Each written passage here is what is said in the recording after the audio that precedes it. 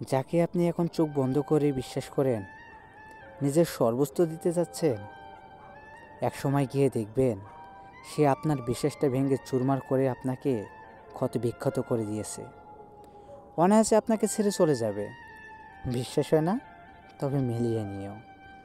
আমাদের চারপাশে এমন অনেক মানুষের আনাগোনা রয়েছে যারা love and at first sight কিংবা প্রথম দেখাতেই প্রেমে পড়ে যায় এবং একে অপরকে কোনো খোঁজখবর না নিয়ে সম্পর্কের বন্ধনে আবদ্ধ হয়ে যান। বদলে গেছি দুজনেই, তুমি ইচ্ছে করে আর আমি বাধ্য হয়ে।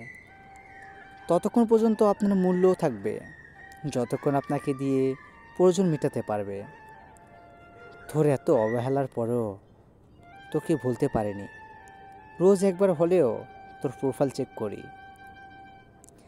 কেউ ইচ্ছে করে খারাপ হয় না, পরিস্থিতি বাধ্য করে খারাপ হতে। ভালোবাসা মানে কাউকে জয় করা নয়, বরং নিজেকে কারোর জন্য হেরে যাওয়া।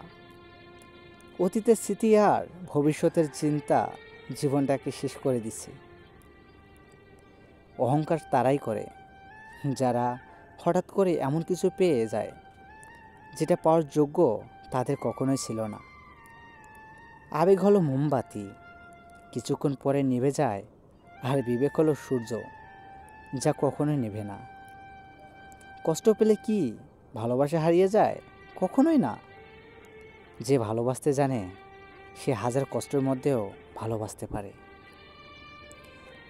জীবনের বোঝা বইতে গিয়ে বোঝা যায় এসে স্কুল হালকা ছিল। মনের কষ্ট আর চোখের পানি কাউকে দেখাতে নেই। জীবন সুখের না হলেও কাউকে বলতে নেই, কারণ সবাই কষ্ট দিতে পারে কিন্তু কষ্টের ভাগ কেউ নিতে পারে না। যখন কেউ বুঝতে পারবে আপনি তার জন্য পাগল, তখনই সে আপনাকে অবহেলা করা শুরু করবে। হ্যাঁ, এটা সত্যি। যার কাছে সম্পর্কের মূল্য বেশি সেই সব সময় সরি বলে।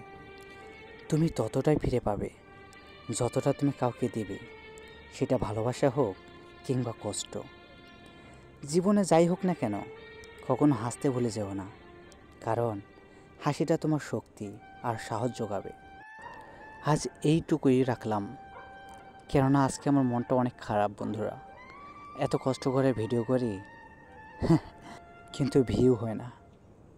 কষ্টটা তখনই হয় যখন কেউ কমেন্ট করে না, লাইক করে না, আর সাপোর্ট তো এমনিতেই পাই না। কি করব কোন?